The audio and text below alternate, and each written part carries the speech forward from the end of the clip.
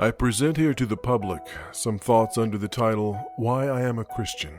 This essay can be found in slightly modified form in the book Essays on the Christian Worldview and Others, Political, Literary, and Philosophical, published by Hamilton Books. I here present my thoughts on Why I Am a Christian, taken from the book Essays on the Christian Worldview, somewhat changed and modified. In this age of genetic engineering, extended lifespans, riches for some small group of people, and entertainment and possible material enrichment for all, one must ask the question, why be a Christian?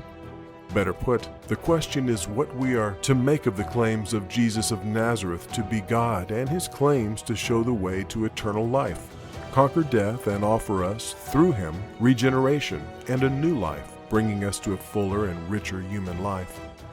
The question, at its outset, is somewhat absurd, if not comical, in its asking. The question, better put, is what he will make of us, this colossus of history for whom we name our centuries. Nevertheless, the question is quite pressing. Jesus of Nazareth said things, did things, and made claims that no one else has ever made. He claims to work miracles, feeding 5,000 with 1 fish and 1 loaf of bread. He claims to change water into wine, cast out whatever demon in our life that may beset us, and he claims to make whole the lame and disabled. The world tells us to get rich and richer. He tells us to get poor. The secular society tells us to be smart, sophisticated, and in the know. He tells us to be like little children. The world tells us that getting and taking and acquiring is the answer. He tells us that the poor are blessed. The world values dominance, power, and wealth, and gives honor and glory to those who obtain its respect. He says the poor in spirit are blessed, and the meek will inherit the earth. Media propaganda tells us that everything is getting better and better for everyone. He tells us the world is corrupt and doomed to extinction, to be replaced by a new order. In a past century of genocides, Armenian, Nazi, Cambodian, Rwandan, and most recently, Darfur and Bosnia, he commands us to love our neighbor as ourselves, telling us that next to the face of God, they are the holiest objects in our affections, destined to be eternal beings. Jesus of Nazareth consorts and socializes with the outcasts and undesirables, dies the death of an executed criminal, and tells a criminal beside him on the same day that he will be with him in paradise. He says of those that will follow him that they will never die. No one, before or after, has said the things that he has said, done the things that he has done, and made the fantastic claims that he has made. In this age of greed and self-love, he offers a radical alternative to the present secular vision we are told and urged to embrace and believe.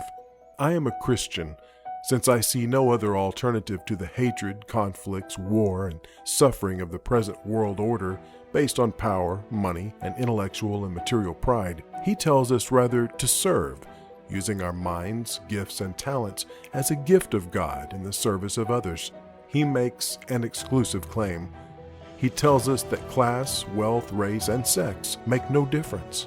In a world ruled by the desire for dominance and ego, we need a reawakening in the faith of God of Abraham, Isaac, and Jacob, the God of the majestic theophany of Mount Sinai, the God of the prophets, the God who spoke to Elijah in the still small voice, the God who spoke to Job out of the whirlwind, and the God of agony at Gethsemane.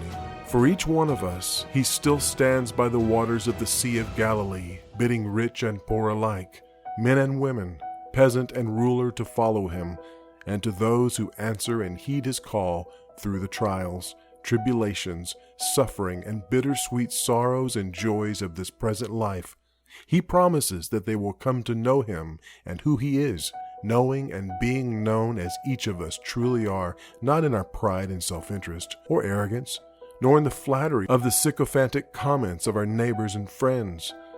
Finally, as he confronts us at the gates of death, he promises we will reach our full regenerated humanity and through the faith once and for all delivered to the saints, not the weakened faith of this world in relevance, political correctness, and media jargon, but the faith of St. Paul, St. Augustine, St. Thomas Aquinas, Luther, Calvin, Bonhoeffer, and John Paul II.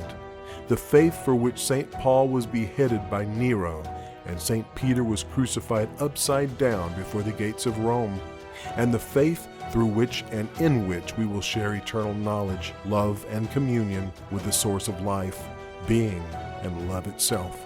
Let me add this thought. Today I read in the New York Times of December 11th, 2015, a comment about the appeal of Donald Trump. The statement made was that he mainly appealed to non-college educated individuals. I take no position regarding Mr. Trump or his political position, but I do say this, and beg to differ with this statement in the New York Times. I say to the New York Times, Jesus of Nazareth was a carpenter. Several of his disciples were fishermen, and St. Paul was a tent maker. The statement of the Times appears to be or implies that people who are not college educated or lack education are lacking intellectually and thus account for the appeal of Mr. Trump. For me, this is an incorrect statement, since intellectual ability is widely distributed to all races, groups, both the educated and less educated. I find this statement of the New York Times somewhat disturbing in the light of the fact that Jesus Christ was a carpenter, died executed as a criminal beside two criminals, and was roundly accused in his time of consorting with the wrong people. As I say, I hold no particular position for Mr. Trump, but I do call into question what appears to be the implications that the less educated are therefore lacking and so stupid. Andrew J. Shatkin is the proprietor of a law firm, both national and international, and also has a Master's of Divinity degree from Princeton Theological Seminary in Biblical and Classical Languages, Latin, Greek, and Hebrew. Andrew J. Shatkin has written 2 books, one entitled Select Legal Topics and the other Essays on the Christian Worldview. Andrew J. Shatkin recently published a second volume of Select Legal Topics, and a second book of general religious philosophical essays is forthcoming, as well as a book on the parables. Andrew J. Shatkin is an active member of the Lutheran Church Missouri Synod and has applied for the Colloquy program to become a Lutheran pastor. Andrew J. Shatkin can be reached by email at a.shatkin48@gmail.com or by telephone at 516-932-8120. Andrew J. Shatkin books can be found both on bn.com, amazon.com, and can be ordered directly from the publisher at 1-800-462-6420 in Maryland.